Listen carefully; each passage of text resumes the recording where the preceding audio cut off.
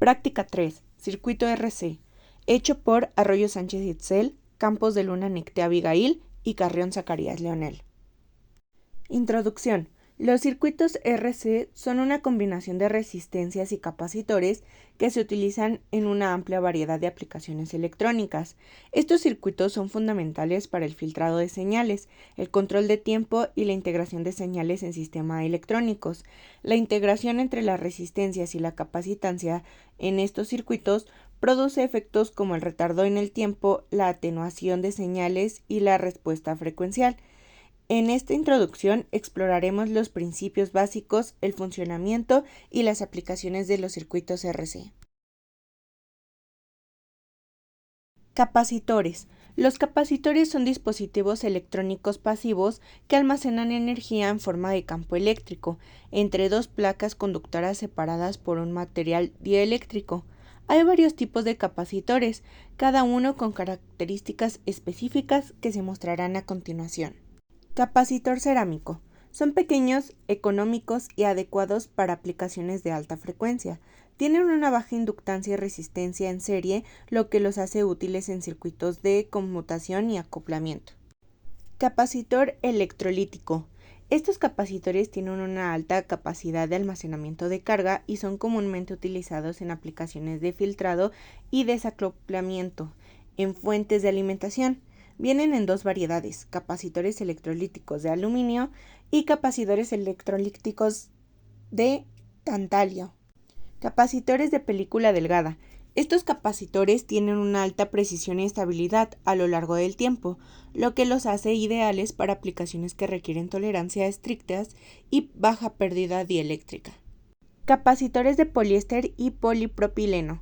Son conocidos por su alta estabilidad térmica y baja pérdida dieléctrica. Se utilizan en aplicaciones donde se requiere alta estabilidad y precisión, como en circuitos de audio y filtrado de señales. En la siguiente imagen podemos ver la representación fasorial y sinusoidal. En la imagen de la izquierda, que es el diagrama fasorial para la relación de voltaje-corriente en el capacitor C, nos indica que la corriente se adelanta 90 grados respecto al voltaje. En la imagen de la derecha, diagrama sinusoidal, la relación voltaje-corriente en el capacitor C nos dice que la corriente se adelanta 90 grados respecto al voltaje. Potencia. La potencia es una medida de la rapidez con la que se realiza o se transfiere energía en un sistema. En el contexto de la electricidad, la potencia se refiere a la tasa a la cual se realiza el trabajo eléctrico o se produce energía eléctrica. Se mide en vatios, que es W, y se calcula como la relación entre la energía transferida y el tiempo durante el cual se realiza dicha transferencia. En resumen, la potencia eléctrica es la cantidad de energía eléctrica que se transfiere o se consume por una unidad de tiempo, así como lo muestra en la imagen. Potencia activa, también conocida como potencia real, es la cantidad de energía que realmente se consume en un circuito eléctrico y se convierte en trabajo útil, como calor, luz o movimiento. Se mide en vatios, W, y es el producto de la corriente y la tensión en fase, en un circuito de corriente alterna. Potencia reactiva, la potencia intercambiada entre el circuito y la red eléctrica, pero no realiza trabajo útil. Se debe al almacenamiento y liberación de energía en el campo magnético de los inductores y el campo eléctrico de los capacitores en un circuito de corriente alterna.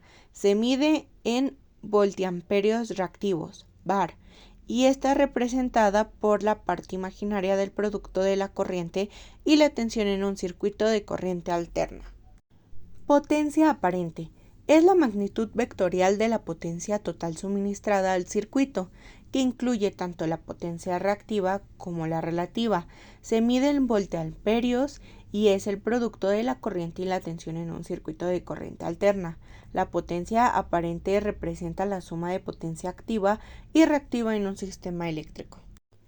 Números complejos. Los números complejos son una extensión del conjunto de números reales que incluyen una parte real y una parte imaginaria.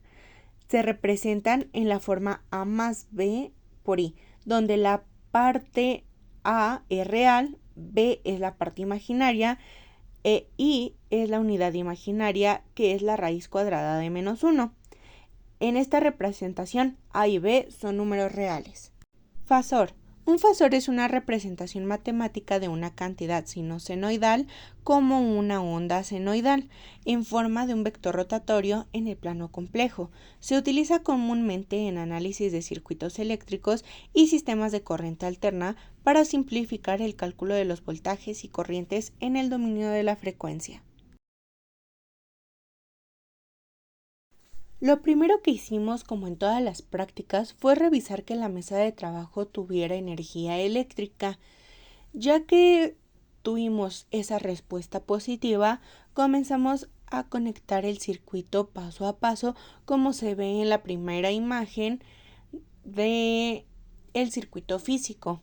Ya con ello, con el instrumento del osciloscopio, vimos la frecuencia, el valor máximo, el valor pico a pico, el RMS, el periodo y la fase CH menos CH2, que es el canal 1 menos el canal 2. Con los anteriores datos, lo más cercanos posibles a lo teórico, decidimos pasar a la representación de Lissajous en el osciloscopio, el cual se ve en esta imagen. Teniendo la primera parte y el primer circuito hecho en ambas representaciones, cambiamos al segundo circuito, el cual es muy similar al primero, solamente que con algunos elementos en diferente posición, como se ve el circuito en el pizarrón de la primera imagen y el circuito ya armado en la segunda imagen. Ya teniendo el circuito armado y con la mesa de trabajo lista, volvimos a conectar el instrumento, que es el osciloscopio, marcando las ondas necesarias como el valor pico a pico, el RMS y la fase del canal 1 menos el canal 2. También de una vez realizamos la representación de Lissajous de este nuevo circuito.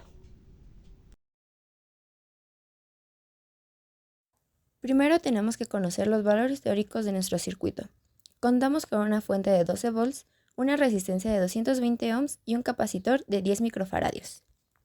Con estos datos calcularemos la impedancia total, la corriente total, la tensión de la resistencia y la tensión del capacitor. Primero tendremos que obtener el valor de las impedancias de cada componente, teniendo entonces que la impedancia de nuestra resistencia será de 220 más 0 joules ohms. Consideraremos una velocidad angular de 377 radianes sobre segundo, para así poder calcular la impedancia de nuestro capacitor, que sería igual a 265.25 más 0 joule ohm.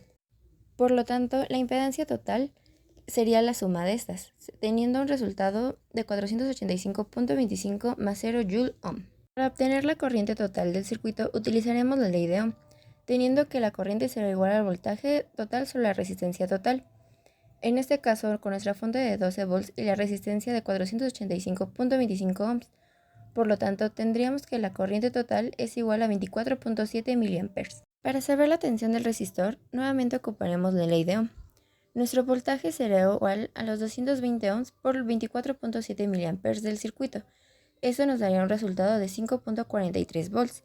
Para la tensión del capacitor, utilizaremos la misma fórmula, tomando en cuenta como resistencia 40 ohms del capacitor por 24.7 mA, tendriendo un resultado de 6.55 volts.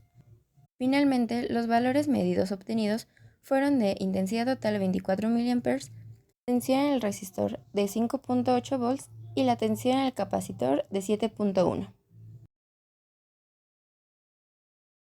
Para hacer la simulación del circuito en el programa Multisim, se colocarán los elementos a utilizar en la plantilla de trabajo. De la pestaña Play Source agregaremos la fuente de alimentación AC, así como la tierra. De la pestaña de básicos colocaremos la resistencia y el capacitor. Finalmente uniremos el circuito.